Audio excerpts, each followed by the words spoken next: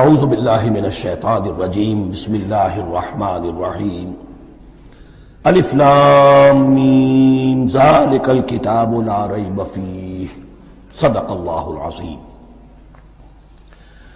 الف لام میم حروف مقطعات ہیں جن کے بارے میں عرض کر چکا ہوں۔ ذالک الکتاب لا ریب فیہ، یہ وہ کتاب ہے اس میں کوئی شک نہیں۔ الکتاب اس لیے کہا گیا ہے کہ قرآن مجید کی پیشین گوئیاں اور خوشخبریاں سابقہ کتابوں میں موجود تھیں، اور چونکہ اس سورہ مبارکہ میں اصل خطاب کا رخ جو ہے وہ ہے سابقہ امت مسلمہ کی طرف، تو ذالک کتاب نہیں کہا گیا، ذالک کتاب لا ریب فیہ نہیں، ذالک الکتاب یہ وہ کتاب ہے، کتاب موعود ہے جس کی پیشین گوئیاں تورات اور انجیل میں موجود تھیں۔ لا ریب فیہ، اس میں کوئی شک نہیں۔ حرف اورا ریب نئے، تبدیل نئے، یہی الفاظ آئے ہیں سورہ سجدہ کے شروع میں بھی، الف لام میم تنزیل الکتاب لا ریب فیہ رب العالمین، لا ریب فیہ من رب العالمین، فیہ ھدی للمتقین۔ فیہ دونوں طرف مل سکتا ہے، لا ریب فیہ اسے معانقہ کہتے ہیں، لا ریب فیہ پڑھیں گے تو ہدن سے شروع کر دیں گے، لا ریب پر ختم کر دیں گے تو فیہ ہدن للمتقین، یہ دونوں معنی درست ہوں گے۔ آپ کو مل جائے گا جو قرآن شریف لے کر بیٹھے ہوئے ہیں کہ حاشیے میں معانقہ نمبر 1 لکھا ہوا ہے، معانقہ عند المتاخرین۔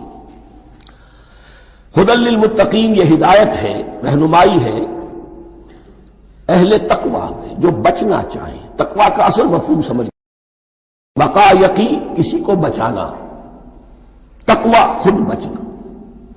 جن لوگوں کے اندر فطرت سلیمہ ہوتی ہے ان میں اخلاقی حس موجود ہوتی ہے، وہ بری چیز سے بچنا چاہتے ہیں، بھلی کو حاصل کرنا چاہتے ہیں۔ وہ لوگ ہیں کہ جو گویا کہ اس قرآن کا اصل مخاطب ہے، وہی اس سے استفادہ کر سکیں گے۔ الذین یؤمنون بالغیب، اب ان کے کچھ اوصاف، یہ اصل میں بہت زیادہ واضح ہوتا ہے تعویل خاص کے اعتبار سے کہ دیکھ لو درخت کو اپنے پھل سے پہچانتے ہیں، اس قرآن کے پھل موجود ہیں نا، یہ ابو بکر اور عمر اور عثمان اور علی کون ہیں؟ یہ جو مہاجرین آئے ہیں چل کر، مدینے والوں دیکھو یہ کون ہیں، ان کی شخصیتیں کیا ہیں، ان کا کردار کیا ہے، ان کے اوصاف کیا ہے، یہ کس درخت کے پھل ہیں، یہ اس بینہ کے پھل ہیں، یہ اس ذکرہ کے پھل ہیں۔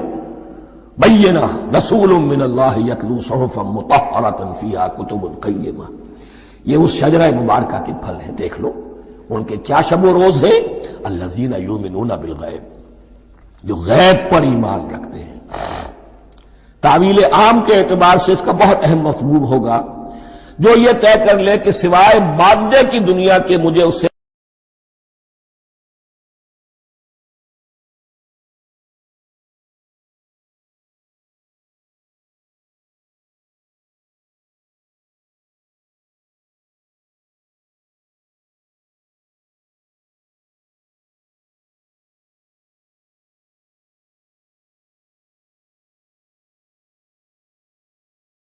جو اصل حقیقت ہے وہ مستور ہے، نگاہوں سے چھپی ہوئی ہے۔ سامنے جو کچھ نظر آ رہا ہے،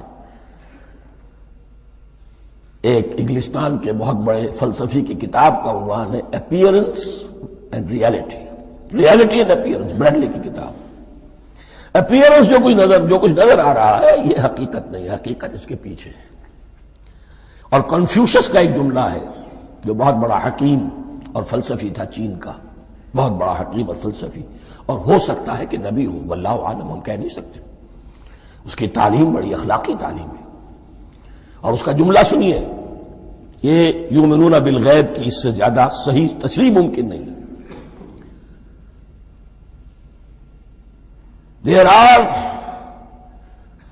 certain things, there's nothing more real than what cannot be seen. And there's nothing more certain than what cannot be heard.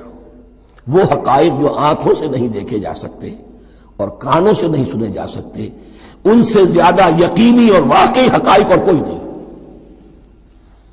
There is nothing more real than what cannot be seen, and there is nothing more certain than what cannot be heard.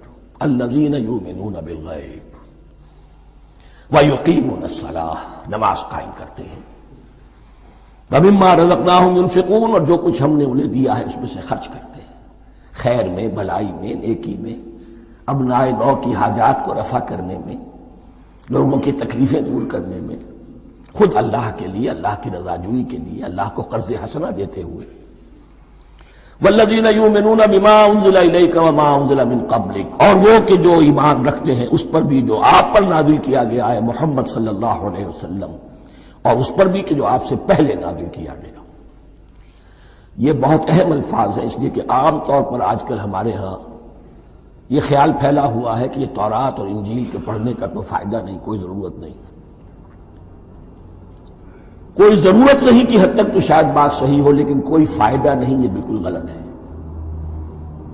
یہ ابتدا ہے قرآن کی، اور کس قدر اہتمام کے ساتھ کہا جا رہا ہے، ایمان صرف قرآن پر نہیں، اس پر بھی کہ جو اس سے پہلے نازل کیا گیا۔ اور سورہ نساء کی آیت، اور سورہ نساء نازل ہوئی کہیں جا کر سن 6 ہجری میں، یا ایھا الذین آمنوا آمنوا باللہ ورسولہ والکتاب الذی نزل علی رسولہ والکتاب الذی انزل من قبل۔ تو اس سے ایمان جو ہے تورات پر اور انجیل پر اور زبور پر اور صحف ابراہیم پر، اجمالی ایمان کی جو اہمیت ہے اس کو اچھی طرح سمجھ لیجیے۔ البتہ یہ ہے کہ چونکہ ہم سمجھتے ہیں اور جانتے ہیں کہ ان کتابوں میں تحریف ہو گئی ہے، لہذا ان کتابوں کی کوئی شے قرآن پر حجت نہیں ہوگی، جو چیز قرآن سے ٹکرائے گی ہم اس کو رد کر دیں گے، ان کتابوں کی کسی شے کو دلیل کے طور پر نہیں لائیں گے۔ لیکن جہاں قرآن مجید کی کسی بات کی نفی نہ ہو رہی ہو تو بہت سے حقائق ہمیں ان کتابوں ہی سے ملتے ہیں۔ انبیاء کے مابین جو زمانی ترتیب ہے، کرونالوجیکل آرڈر جو ہے، وہ تو ہمیں تورات سے ملتا ہے، قرآن میں تو نہیں۔ قرآن میں کبھی حضرت نوح کا ذکر بعد میں ہے، حضرت موسیٰ کا پہلے، وہاں تو کسی اور پہلو سے ترتیب آتی ہے، لیکن وہاں ہمیں تاریخ ملتی ہے ابراہیم کی، اسحاق کی، یعقوب کی، انبیاء بنی اسرائیل کی، موسیٰ کی، عیسیٰ کی، یہ ساری چیزیں۔ تو اس کی اہمیت جو ہے اس کو سمجھ لیجئے۔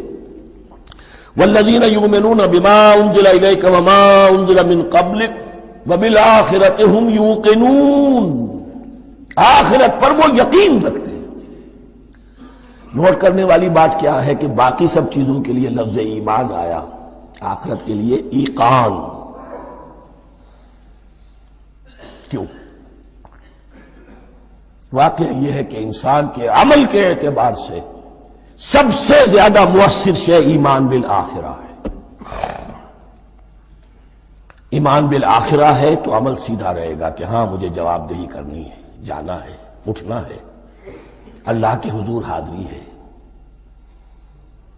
اگر یہ یقین ہے تو عمل صحیح ہوگا۔ اس میں کمی ہو گئی تو توحید جو ہے وہ بھی بس ایک عقیدہ، ایک ڈوگما بن کے رہ جائے گی۔ ایمان بالرسالت بھی بدعات کو جنم دے گا، عید میلاد نبی منا لیجئے اور کچھ عشقیہ اشعار کہہ دیجئے، نعتیہ اشعار کہہ دیجئے، اللہ اللہ خیر صلی اللہ، یہ ایمان بالرسالت کے مظہر ہوں گے۔ عمل انسان کا درست ہوتا ہے آخرت کے یقین کے ساتھ۔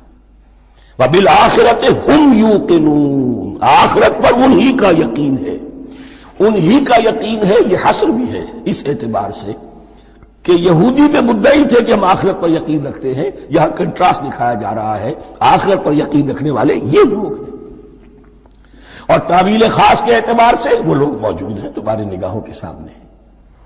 13 برس کی محنت کی کمائی محمد الرسول اللہ صلی اللہ علیہ وسلم کی، اس کتاب کی، یتلو علیہم آیاتہ ویزکیہم ویعلمہم الکتاب والحکمہ، اس کا جو نتیجہ ہے وہ تمہارے سامنے۔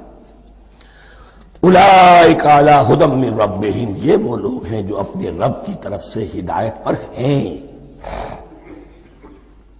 وہ ابتدائی ہدایت بھی ان کے پاس تھی، اور یہ تکمیلی ہدایت بھی، قرآن پر بھی ان کا یقین پورا ہے، اور محمد کا اتباع بھی وہ کر رہے ہیں۔ وَأُولَٰئِكَ هُمُ الْمُفْلِحُونَ، اور یہی وہ لوگ ہیں جو فلاح پانے والے ہیں۔